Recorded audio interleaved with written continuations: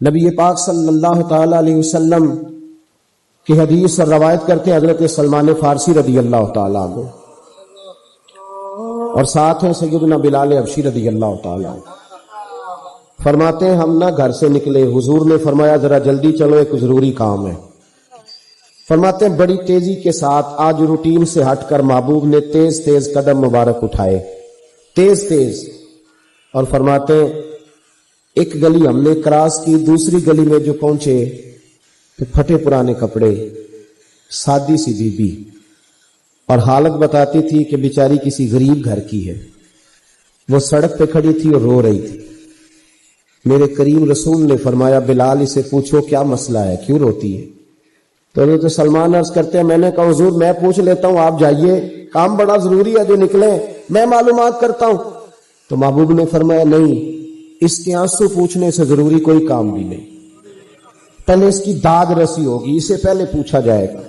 روتے نہیں رہتے لوگ گھروں میں، لوگ گزر نہیں جاتے چپ کر کے؟ کتنے لوگ تڑپتے ہیں، کون احساس کرتا ہے؟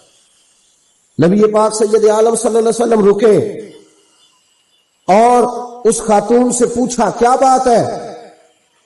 اس نے کہا کہ بات کوئی بھی نہیں، میرا ایک ہی موٹا سا مسئلہ ہے۔ کہا وہ کیا؟ کہنے لگی میں غریب ہوں، اور غریبی بذات خود بہت بڑا گناہ ہوتی ہے، لوگ بڑا جرم سمجھتے ہیں اس کو بذات خود۔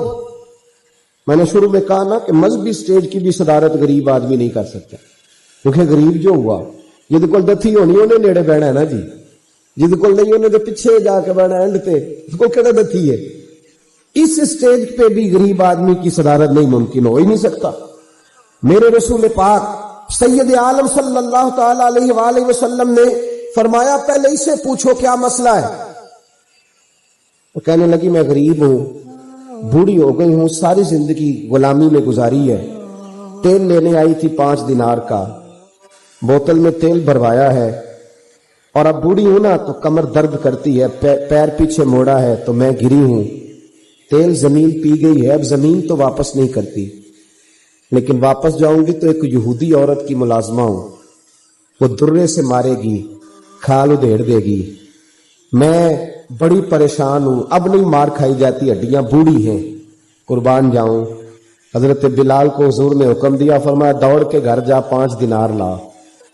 فرماتے ہیں 5 دینار لائے، تیل خرید کے دیا، تو پھر رونے لگی۔ فرمایا آپ کیوں روتی ہے؟ اس نے کہا بتایا نا غریب ہوں، غریب کا جرم کوئی نہیں ہوتا، لیکن پیس دیا جاتا ہے، پھر بھی مار تو اب بھی پڑے گی، اب کیوں پڑے گی؟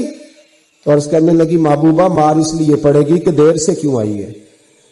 تو میرے کریم رسول اور وہ بی بی حضور ابھی آئے ہیں مدینہ طیبہ، امام یوسف صالحی فرماتے ہیں ابھی آئے تھے حضور، سبل الہدی والرشاد کے مصنف کہتے ہیں ابھی آئے تھے نبی پاک، وہ جانتی بھی نہیں تھی۔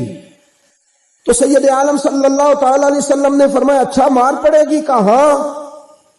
او بھائی کاؤنسلر جو کل آپ کو کہہ رہا تھا نا میں آپ کا خادم ہوں، کاؤنسلر بے گناہ، بلکہ ہمارے ایس ایچ او صاحب اگر چودھری پہ پرچہ آ جائے تو اس کو ٹیلی فون کر کے پوچھتے ہیں صاحب جی تہاڈے خلاف درخواست آئی ہے، کی کرنا ہے؟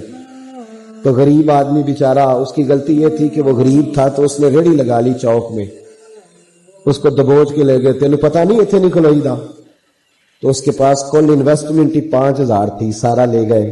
پھر وہ کاؤنسلر صاحب کے پاس چلا گیا، سر میرے نال چلے آجے ذرا میں تھانے جانا۔ انہوں نے کہا گڈی کرائی آ، پیسے ہیں نہیں، ایویں تھانے جائیدا ہے۔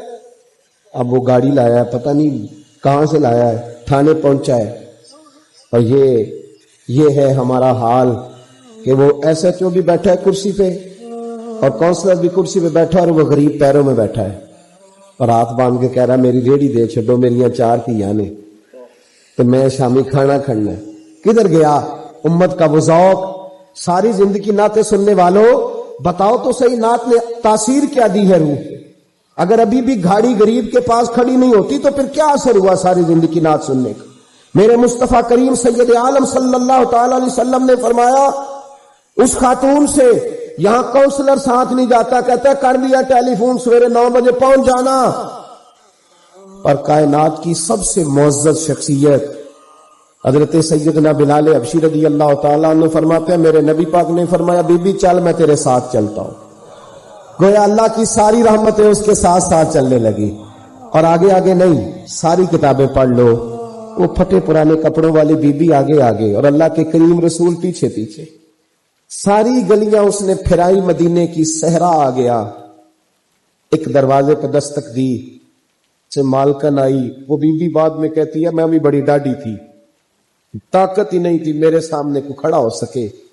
لیکن جب میں باہر نکلی تو میں نے نور کے حالے میں لپٹی ہوئی ایک عظیم ہستی کو دیکھا. فرماتے محبوب کے گورے چٹے رنگ کے اوپر کالی زلفیں اور محبوب پاک کی مقدس آنکھیں جب تک بات کرتے رہے نظریں زمین پہ جھکی رہیں. شرم و حیا والے رسول نے بڑے میٹھے، بڑے دھیمے، بڑے خوبصورت لہجے میں کہا. بریلی کے امام فرماتے ہیں نیچی نظروں کی شرم و حیا پہ درود. بڑے دھیمے لہجے میں فرمایا تیری نوکرانی ہے تیری. عورت کہتی ہے میں تو حضور کے جلووں میں محو ہو گئی کہ سادگی میں اتنا حسن میں نے دیکھا ہی نہیں. تیری نوکرانی ہے. کہا میرے محبوب نے فرمایا بیچاری کی غلطی کوئی نہیں، اسے مارنا نا، اس سے تیل گر گیا تھا، نیا خریدتے دیر ہو گئی، رو رہی تھی تو میں سفارش کرنے آیا ہوں. وہ خاتون کہتی ہے کسی کی نہیں مانی تھی، پر محبوب کے جملوں میں تاثیر اتنی تھی ککھ سواد نہیں مشری اندر اساں کھنڈا می چکھ ڈٹھیاں انہاں ساریاں شیواں نالوں گلاں سجن دیاں مٹیاں. فرماتے نبی پاک صلی اللہ تعالی علیہ وآلہ وسلم نے فرمایا کچھ نہ کہنا. کہنے لگی نہیں کہتی، میرا وعدہ رہا، کچھ نہیں کہوں گی. اب میرے حبیب نے پھر نظر اٹھائی اور اس غریبنی کی طرف دیکھا اور فرمایا تو اگر کہے تو میں جاؤں، تو اگر کہے تو میں خود بھیک دیں، خود ہی کہے منگتے کا بھلا ہو، تو اگر کہے تو میں جاؤں. اس نے خراج پیش کیا تو چند آنسو گرائے. کہنے لگی محبوبہ جیسے بندہ نوازی. حضور نے رخ پھیرا، حضرت بلال کہتے میں پیچھے رہ گیا تو وہ دونوں بیبیاں دوڑ کے میرے پاس آئی. کہنے لگی بتا تو صحیح ہے کون، یہ بتا تو صحیح کون تھے. تو حضرت بلال کہنے لگی تم نہیں جانتے. جناب بلال فرمانے لگے یہی تو ہے جنہیں اللہ نے سچا رسول بنا کے بھیجا ہے.